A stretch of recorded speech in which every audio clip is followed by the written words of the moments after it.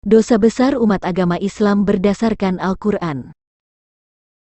Dosa besar manusia adalah apabila ia berpaling dari Sang Pencipta, yaitu Tuhan semesta alam, kepada ilah lain. Jika seseorang telah berpaling kepada ilah lain, tentu ia akan mengabaikan perintah-perintah Tuhan semesta alam yang telah disampaikan melalui para nabi. Melalui video ini saya akan mengungkapkan 3 dosa besar umat agama Islam berdasarkan Al-Quran, yaitu memalsukan Tuhan semesta alam dengan ilah lain yang dibungkus dengan kisah-kisah para nabi dari Bani Israel, menyangkal Allah dan Isa Al-Masih sebagai Tuhan yang Maha Esa.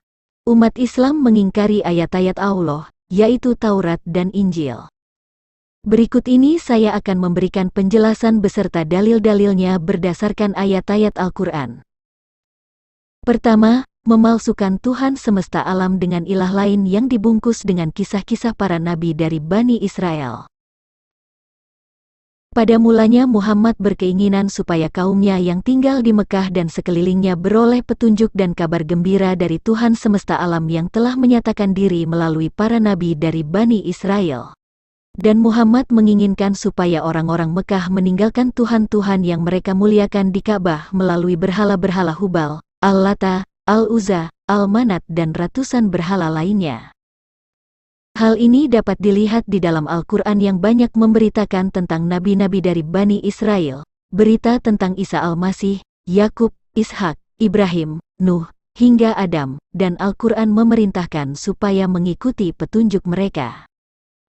Di dalam Al-Quran sangat jelas diakui bahwa tidak ada Tuhan melainkan Tuhan yang dipercayai oleh Bani Israel. Silahkan baca Quran Surah Yunus ayat 90, Quran Surah Taha ayat 14. Tuhan seluruh alam adalah Tuhan Musa dan Harun. Silahkan baca Quran Surah Al-A'raf ayat 121-122, Quran Surah Asy-Syu'ara ayat 47-48 dan Quran Surah Al-Qasas ayat 30. Muhammad dan pengikutnya beriman kepada Taurat dan Injil dan Tuhannya satu.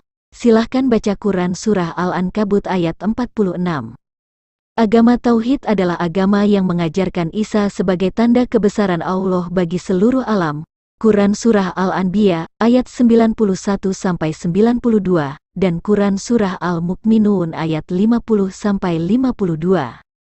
Isa Al-Masih adalah Tuhan. Quran Surah An-Nisa ayat 171-174. Quran Surah At-Taubah ayat 31, Quran Surah Az-Zukhruf ayat 61, Quran Surah Ali Imran ayat 45, dan lain-lain. Dan Al-Quran sendiri mengatakan bahwa Muhammad menolak menyembah apa yang disembah oleh kaum Quraisy, Tuhan leluhurnya. Di Quran Surah Al-Mu'min ayat 66 dikatakan, "Katakanlah Muhammad, sungguh, aku dilarang menyembah sembahan yang kamu sembah selain Allah, setelah datang kepadaku keterangan-keterangan dari Tuhanku, dan aku diperintahkan agar berserah diri kepada Tuhan seluruh alam." Maksud dari keterangan-keterangan dari Tuhanku adalah petunjuk yang ada di dalam Taurat dan Injil. Di Quran Surah Al-An'am ayat 56 dikatakan, "Katakanlah Muhammad, aku dilarang menyembah Tuhan-Tuhan yang kamu sembah selain Allah. Katakanlah, aku tidak akan mengikuti keinginanmu. Jika berbuat demikian, sungguh tersesatlah aku, dan aku tidak termasuk orang yang mendapat petunjuk." Dan Quran Surah An-Najm ayat 23 juga mengatakan, "Itu, Al-Lata, Al-Uzza, dan Al-Manat, tidak lain hanyalah nama-nama yang kamu dan nenek moyangmu mengada-adakannya. Allah tidak menurunkan suatu keterangan apapun untuk menyembahnya. Mereka hanya mengikuti dugaan dan apa yang diingini oleh keinginannya, padahal sungguh telah datang petunjuk dari Tuhan mereka." Tuhan mereka yang dimaksud adalah Allah yang menurunkan Taurat dan Injil, Tuhan Bani Israel. Namun setelah Muhammad meninggal, keinginan Muhammad untuk membawa kaum orang-orang Quraisy di Mekah kepada Taurat dan Injil dan beriman kepada Tuhan yang dipercaya Bani Israel tidak berhasil. Justru penguasa Arab berhasil mengembalikan pengikut Muhammad kepada iman kepercayaan nenek moyang mereka yang memuliakan Tuhan negeri Mekah di Ka'bah dengan mengadopsi sebagian ajaran Muhammad untuk membenarkan agama mereka.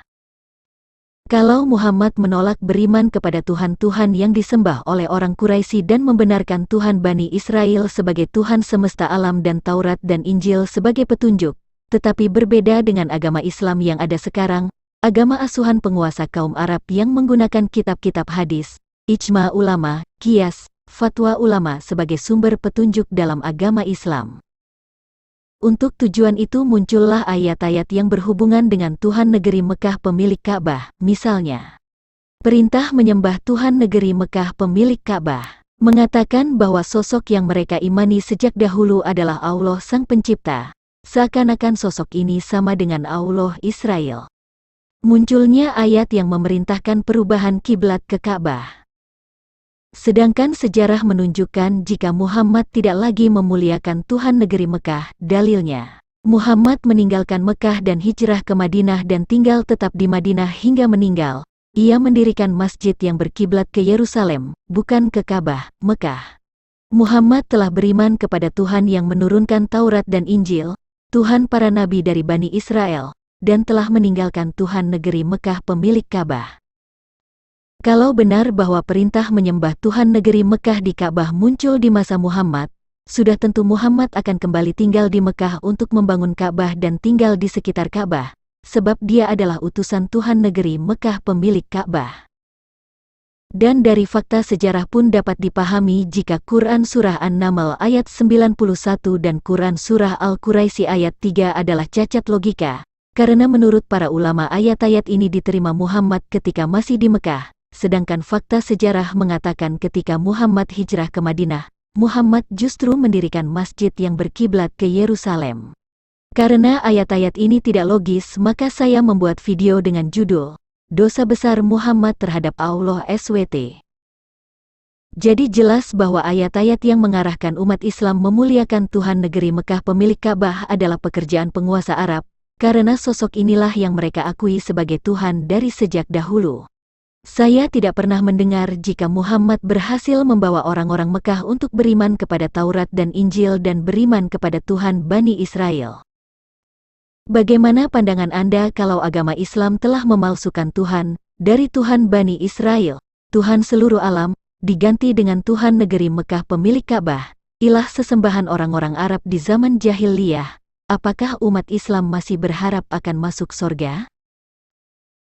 Kedua, menyangkal Allah dan Isa Al-Masih sebagai Tuhan yang Maha Esa. Muhammad secara tersirat di dalam Al-Quran beriman kepada Taurat dan Injil dan memuliakan Tuhan Bani Israel, dalilnya. Al-Quran mengakui bahwa Tuhan semesta alam adalah Tuhan Musa dan Harun, pribadi yang berfirman secara langsung dan yang diimani nenek moyang mereka, Yakub, Ishak, dan Ibrahim. Al-Quran mengatakan tidak ada Tuhan selain yang dipercaya oleh Bani Israel. Muhammad hijrah dari Mekah ke Madinah dan membangun masjid yang berkiblat ke Yerusalem dan tidak ada bukti yang logis jika Muhammad kembali menyembah Tuhan leluhurnya. Demikian juga tentang Isa Al-Masih yang masih ada jejak pengakuan bahwa ia adalah roh dari Allah yang diutus ke tengah manusia dalam wujud manusia melalui perawan Maryam, dan Isa adalah firman-Nya. Isa adalah jalan yang lurus, seorang yang terkemuka di dunia dan di akhirat, kebenaran yang datang dari Allah. Namun, sebagaimana Tuhan telah dipalsukan, demikian juga dengan Isa Al-Masih juga mengalami hal yang sama yaitu mengalami pemalsuan. Misalnya, Isa tidak disalib, lahir di bawah pohon kurma, bukan Tuhan tetapi hanya manusia biasa, Isa sebagai pengikut Nabi Muhammad, dan lain-lain. Bahkan ada ayat-ayat yang mengatakan bahwa telah kafirlah mereka yang mengatakan jika Isa Al-Masih adalah Allah, sedangkan Al-Quran sendiri mengatakan membenarkan kitab-kitab sebelumnya dan isi Al-Quran itu disebut di kitab-kitab sebelumnya. Padahal sangat banyak ayat-ayat Al-Quran yang mengatakan bahwa Al-Quran hanyalah kitab peringatan kepada penduduk kota Mekah dan sekitarnya yang membenarkan kitab-kitab sebelumnya, dan isi Al-Quran disebut atau terkandung di dalam kitab Taurat dan Injil. Di dalam Quran Surah An-Nisa ayat 171 telah dikatakan bahwa sesungguhnya Al-Masih Isa putra Maryam itu adalah kalimat Allah dan roh dari Allah yang diutus ke dunia melalui Maryam. Jika Isa Al-Masih adalah kalimat Allah dan roh Allah, tentulah Allah, rohnya dan firman-Nya adalah satu kesatuan, sebagaimana manusia pun adalah satu kesatuan dengan rohnya dan tubuhnya. Karena Allah, rohnya dan firman-Nya adalah satu kesatuan bukan tiga, sehingga Quran Surah An-Nisa ayat 171 ini mengatakan, "Janganlah kamu mengatakan, Tuhan itu tiga, berhentilah dari ucapan itu lebih baik bagimu, sesungguhnya Allah Tuhan yang Maha Esa." Jika Allah, rohnya, dan firman-Nya adalah satu kesatuan, yang mana Isa Al-Masih adalah roh dari Allah dan firman-Nya, maka sudah tentu Allah dan Isa Al-Masih adalah satu, yaitu Tuhan yang Maha Esa. Quran Surah An-Nisa ayat 172 mengatakan supaya menyembah Al-Masih. Quran Surah An-Nisa ayat 172. Al-Masih sama sekali tidak enggan menjadi hamba Allah, dan begitu pula para malaikat yang terdekat kepada Allah, dan barang siapa enggan menyembahnya dan menyombongkan diri, maka Allah akan mengumpulkan mereka semua kepadanya. Ayat ini adalah berita tentang Al-Masih, bukan pribadi yang lain, sehingga kata gantinya pada kata menyembahnya adalah pribadi yang diberitakan di ayat ini, yaitu Al-Masih. Al-Masih disebut sama sekali tidak enggan menjadi hamba Allah adalah karena di ayat 171 sudah dikatakan jika Isa Al-Masih itu adalah roh dari Allah dan firman-Nya, sedangkan roh Allah, firman Allah dan Allah itu adalah satu, esa. Namun oleh ulama orang Arab makna ayat ini dibelokkan, karena mereka memuja ilah lain yang berkuasa di Mekah dan sekelilingnya, ilah pemilik rumah Ka'bah. Quran Surah At-Taubah ayat 31 mengakui bahwa Allah dan Isa adalah Tuhan yang Maha Esa. Quran Surah At-Taubah ayat 31. Mereka menjadikan orang-orang alim dan rahib-rahibnya sebagai Tuhan selain Allah dan Al-Masih putra Maryam, padahal mereka hanya disuruh menyembah Tuhan yang Maha Esa, tidak ada Tuhan selain Dia, Maha Suci Dia dari apa yang mereka persekutukan. Mengapa disebut selain Allah dan Al-Masih putra Maryam? Mengapa bukan selain Allah saja?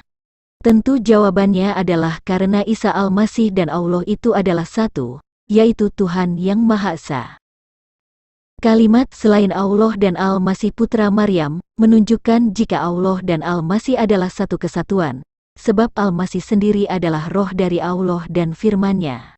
Dan maksud dari ayat ini adalah, tidak ada Tuhan yang lain selain Allah dan Al-Masih Isa putra Maryam. Akan tetapi para penafsir agama Islam berusaha memisahkan Al-Masih putra Maryam dari Allah, supaya ayat ini seakan-akan hanya mengatakan selain Allah saja. Walaupun umat Islam berusaha memisahkan Al-Masih putra Maryam dari Allah pada kalimat selain Allah dan Al-Masih putra Maryam, tetap tidak akan bisa. Sebab Al-Masih pada kalimat itu tidak berdiri sendiri sebagai kalimat dan bukan bagian dari kalimat berikutnya. Jadi sangat jelas jika Quran Surah At-Taubah ayat 30-31 mengakui jika Allah dan Al-Masih putra Maryam adalah Tuhan yang Maha Esa, bukan pribadi lain yang dipersekutukan. Jika Quran Surah At-Taubah ayat 30 menolak Isa Al-Masih disebut anak Allah, adalah karena pemahaman Al-Quran tentang anak adalah karena seseorang itu memiliki istri lalu memiliki anak. Quran Surah Az-Zukhruf ayat 61 secara tersirat mengakui jika Isa adalah Allah. Di Quran Surah Az-Zukhruf ayat 61 dikatakan jika Isa memiliki pengetahuan tentang hari kiamat, sedangkan pengetahuan tentang hari kiamat hanya Allah.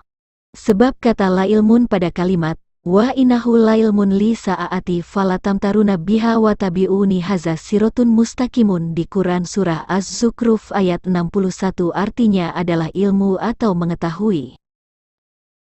Tetapi ulama Islam berusaha menghilangkan kesan jika Isa memiliki pengetahuan tentang hari kiamat, sebab jika Isa diakui memiliki pengetahuan tentang hari kiamat berarti Isa adalah Allah.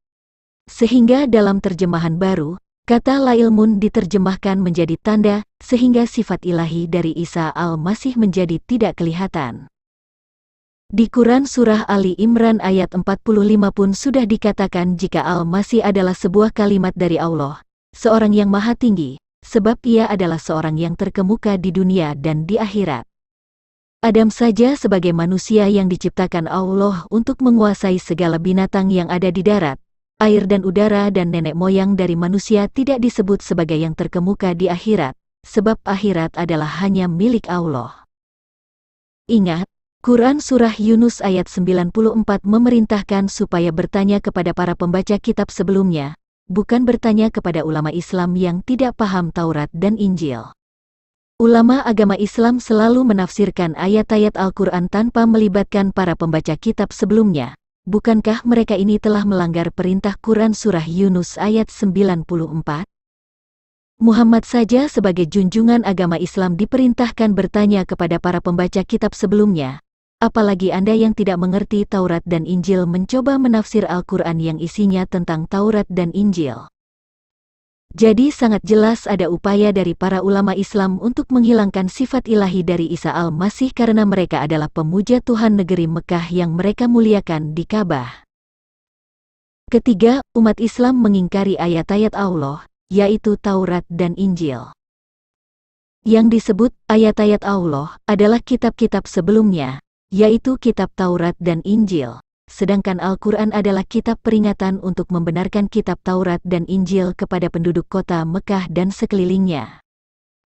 Muhammad melalui Al-Quran mengakui bahwa Taurat dan Injil adalah petunjuk dan rahmat dari Tuhan yang memberikan penjelasan yang sempurna tentang yang benar dan yang salah. Dan Al-Quran mengatakan jika Muhammad dan pengikutnya telah beriman kepada Taurat dan Injil dan beriman kepada Tuhan para ahli kitab. Di Quran Surah Al-Ankabut ayat 46 dikatakan, "Dan janganlah kamu berdebat dengan ahli kitab, melainkan dengan cara yang baik, kecuali dengan orang-orang yang zalim di antara mereka, dan katakanlah, kami telah beriman kepada kitab-kitab yang diturunkan kepada kami dan yang diturunkan kepadamu, Tuhan kami dan Tuhan kamu satu, dan hanya kepadanya kami berserah diri." Quran Surah Al-Baqarah ayat 136, katakanlah, kami beriman kepada Allah dan kepada apa yang diturunkan kepada kami, dan kepada apa yang diturunkan kepada Ibrahim, Ismail, Ishak, Yakub dan anak cucunya, dan kepada apa yang diberikan kepada Musa dan Isa serta kepada apa yang diberikan kepada nabi-nabi dari Tuhan mereka. Kami tidak membeda-bedakan seorang pun di antara mereka, dan kami berserah diri kepadanya.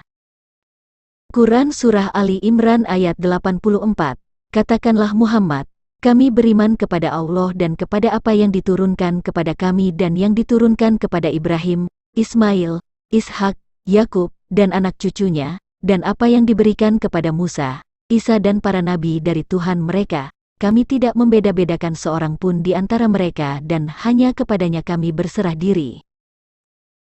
Dan Al-Quran memerintahkan supaya penduduk Mekah dan yang ada di sekitarnya mengikuti petunjuk dari para nabi dari Bani Israel, bukan mengikuti petunjuk ulama-ulama Arab yang tidak mengerti kitab-kitab sebelumnya. Quran Surah Al-An'am ayat 90, mereka itulah para nabi yang telah diberi petunjuk oleh Allah, maka ikutilah petunjuk mereka. Katakanlah Muhammad, aku tidak meminta imbalan kepadamu dalam menyampaikan Al-Quran. Al-Quran itu tidak lain hanyalah peringatan untuk segala umat seluruh alam. Yang dimaksud dengan mereka di sini adalah para nabi dari Bani Israel. Sehingga ayat ini memerintahkan supaya Muhammad dan pengikutnya mengikuti petunjuk dari para nabi dari Bani Israel. Dengan demikian, berdasarkan ayat-ayat tersebut bukankah seharusnya umat Islam menjadikan Taurat dan Injil sebagai sumber hukum agama Islam sedangkan Al-Quran hanya sebagai kitab peringatan untuk itu? Di Quran Surah An-Nisa ayat 150-151 dikatakan, sesungguhnya orang-orang yang ingkar kepada Allah dan Rasul-Rasulnya, dan bermaksud membeda-bedakan antara keimanan kepada Allah dan Rasul-Rasulnya, dengan mengatakan, kami beriman kepada sebagian dan kami mengingkari sebagian yang lain, serta bermaksud mengambil jalan tengah. Merekalah orang-orang kafir yang sebenarnya, dan kami sediakan untuk orang-orang kafir itu azab yang menghinakan. Dan yang menjadi sumber ajaran agama Islam yang sekarang adalah kitab hadis yang tidak jelas sumbernya, sebab isi kitab hadis hanyalah sebuah klaim yang tidak dapat dibuktikan apakah benar isinya adalah perkataan Muhammad yang diceritakan secara turun-temurun. Selain itu ada yang disebut sebagai qiyas, ijma ulama, fatwa ulama, dan lain-lain yang merupakan tafsir dan karangan manusia. Padahal di Quran Surah Al-A'raf ayat 3 telah dikatakan, ikutilah apa yang diturunkan kepadamu dari Tuhanmu, dan janganlah kamu ikuti selain Dia sebagai pemimpin, sedikit sekali kamu mengambil pelajaran. Oleh karena itu, apakah agama Islam layak disebut sebagai jalan keselamatan manusia kepada Allah?